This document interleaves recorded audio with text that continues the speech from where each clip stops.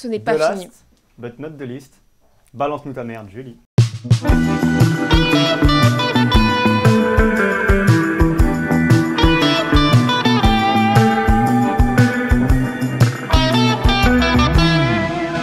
Bien le bonjour, aujourd'hui on ne va pas perdre de temps, on a beaucoup de choses à aborder. Quelle nouvelle Entre Depardieu, l'affaire Jeffrey Epstein et sa fameuse liste de célébrités pédophiles, le remaniement et la nouvelle moustache d'Émile, je ne sais pas de quelle mauvaise idée de la race humaine, je devrais me moquer en premier. Commençons par le remaniement, si vous le voulez bien. Vous n'êtes pas sans savoir, sauf si vous vivez dans une grotte, que le plus jeune président de la République française a élu le plus jeune Premier ministre de l'histoire de la 5e République. En effet, notre petit Gabi n'a que 34 ans. Gabi Attal, bien sûr. L'autre Gabi... C'est jeune. Quel âge il a l'autre Gabi 28 Enfin 28. bref. Et 28 il est à Tahiti. 29. Et il est à Tahiti. Aucun rapport. À ce rythme, vu qu'il est très jeune, on peut s'attendre à des réformes ouvrant la voie aux jeunes dans la société. Bientôt, le droit de vote sera ouvert à toute personne ayant 10 ans révolus.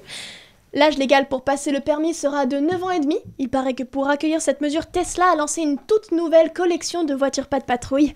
Par contre, pour le permis poids lourd, il faudra attendre 12 ans, histoire d'avoir passé le pic de croissance et dépasser derrière le volant, bien sûr. Enfin, il sera possible de devenir président de la République seulement si l'on a 16 ans et minimum 200 000 abonnés sur TikTok.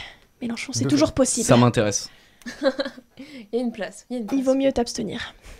Non mais n'empêche. Vous imaginez une France gouvernée par la génération Z Hashtag Gen Z. Vous savez ce que c'est la génération Z, merci. Bien sûr. Oui. Non? Toi, t'es un culte, frère. Tu en fais partie. Et c'est bien. Oui, C'est mais grave tu bien. sais, tu es vraiment... Tu es le symbole même de la génération Z. Le cliché. D'ailleurs, imaginez, si la Gen Z était au pouvoir, on aurait Émile, ministre de la Culture, qui ferait des stories en disant « Paf, l'Assemblée part complètement en vrille !» Franchement, ce serait mortel en vrai. Si la Gen Z était au pouvoir, les textes de loi ne seraient plus des textes, mais des séries de mèmes de Bob l'éponge et de chats qui parlent comme ça.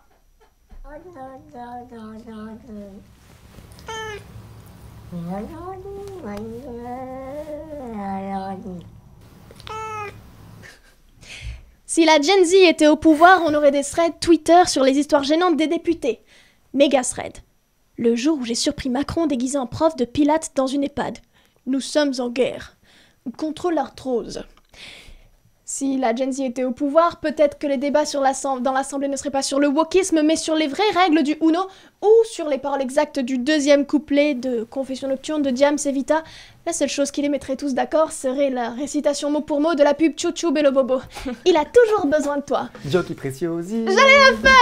Voilà, tu vois. Vous êtes des gamins. C'est ce que je disais. Nous. En attendant, si la Gen Z était au Gen Z, pouvoir, ma gueule. peut-être qu'au lieu de dire que Depardieu rend fière la France, le ou la présidente aurait vu son complément d'enquête et aurait sûrement dit « Ça étonne qui même ?» Bon appétit. Bon appétit, Morel. Pendant ce temps, aux États-Unis, ils s'apprêtent à choisir leur prochain président. Ils vont avoir le choix entre un escroc raciste homophobe de 78 ans qui pourra exercer direct depuis la prison, ou un robot sénile de 81 ans qu'on fait bouger à distance grâce à des prothèses télécommandées, qui pourra exercer sa présidence directe depuis l'EHPAD, filmé en plan serré pendant qu'on lui change sa couche. Wow. T'as des images? J'aimerais bien. Peut-être C'est un pas un pote. Tu as un gros frère? Ouais, grave. Je peux en avoir un aussi. Mais super bon. Ouais, non, c'est dégueulasse. Les miasmes, l'herpès, tout ça. Ouais, non, Bon. ça va. Moi, Vous trouvez pas que c'est pas très joyeux tout ça? C'est... Non. Plus je suis quelqu'un de bonne humeur, moi en général, vous le savez. Sauf quand je marche dans les rues de Paris et qu'il y a un passant qui prend 40% du trottoir alors que je veux tracer ma route de bulldozer. Mais les coudes comme ça. Mais un coup de coude, un chassé. Bon, venez, on parle de trucs plus joyeux. Vas-y, continue. Un truc insignifiant, un truc pas grave. Allez. Typiquement, les Golden Globes. La dernière cérémonie, c'était, il me semble, début janvier. C'était la 81e édition. À peu près le même nombre que la quantité de nominations des films Barbie et Oppenheimer.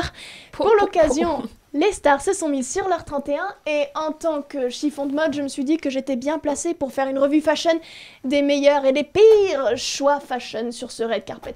Voilà, ça c'est un sujet pas grave. Émile, tu es d'accord avec moi? Ça va, franchement, ouais. Bien. Alors, je vous invite à poser votre cerveau et votre second degré durant cette thèse. C'est parti. On commence par la magnifique Margot Robbie venue défendre On se demande quel film en Giorgio Armani. Barbie. C'est un 8 sur 10, même si je suis à peu près certaine qu'ils sont allés piocher dans mon bac Barbie des années 2000 pour trouver ce beau en tulle, ou pour ceux qui ont la ref obscure, dans mon bac Aremica. Bien. Qui est la ref obscure? Personne, mais bien sûr, je le savais. C'est encore une rêve de Gen Z. Mais pour les filles qui avaient vraiment épluché le catalogue Jouet Club à tous les Noëls. Ah, ce n'est pas moi. Billie Eilish, ce soir-là, nous servait la prof d'histoire des années 60 qui a fait un régime mais qui a pas encore refait sa garde-robe. C'est un 5 sur 10 pour l'audace d'avoir assorti ses chaussettes à ses mèches de cheveux. La fabuleuse Florence Pugh, qui, ce soir-là, nous a montré qu'elle était prête à jouer dans le biopic de la chanteuse Pink. J'aime C'est beaucoup. un moi. 7 sur 10 pour la robe Valentino, parce que quand même, c'est Valentino. Timothée Chalamet. Ah, je t'ai cramé, coquin. Cette veste, j'ai la même. Elle est en vente dans tous les Primark de France et de Navarre. Oh, je sens qu'Ameline va m'éviscérer. 8 sur 10, il est très beau. Timothée. Hunter Schaffer. Bon, je pense que, personnellement, on ne peut jamais se tromper avec du Prada, mais là, c'est Cendrillon après que ses belles-sœurs ont détruit son outfit. En tout cas, c'est sûr qu'à 100%, je me casserai la gueule sur le tapis rouge avec ça. Merci Hollywood. En tout cas, on sait ce qu'ils ont foutu de tout le papier cul pendant le confinement. Ah, bah voilà. C'était pour ça, la pénurie. Il y a plus des capotes quand même. C'est un 6 Ouais. sur 10. Pedro Pascal. Ah, c'était pas le bon soir pour emmener son bras en date, il avait l'air un petit peu ronchon. Mais regardez Grave. le sourire de Pedro. Oh Seigneur, vous êtes des twins? Oui. Est-ce qu'on peut bien voir... Je crois qu'elle est cachée par la tasse. Absolument pas, regarde le retour. Un unijambiste. Un unijambiste. Morel. Quelqu'un aide Enzo, Hein? parce que là c'est pathétique.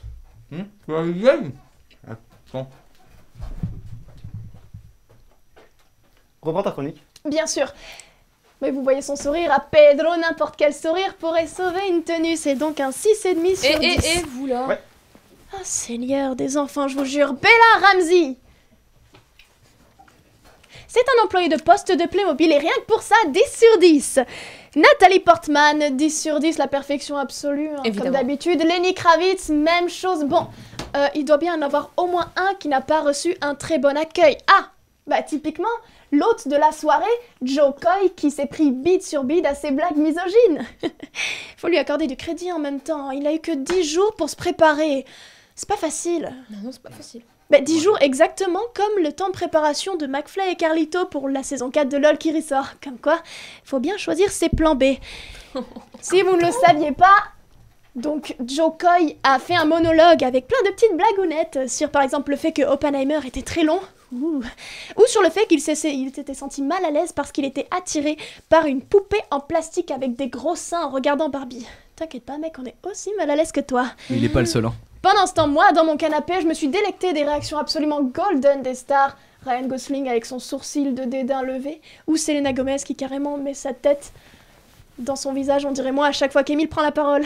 Oh J'ai le monde pas compte. compris. C'est QFD. Petit mot de la fin pour féliciter Justine Trier et Sandra Hüller et toute l'équipe de Anatomie d'une chute pour les nominations et les prix qu'ils raflent à tous les festivals. Au Golden Globe, c'était meilleur film étranger, meilleur scénario. Ça me donne le parfait slogan pour terminer ma chronique. Vive la France et vive les femmes.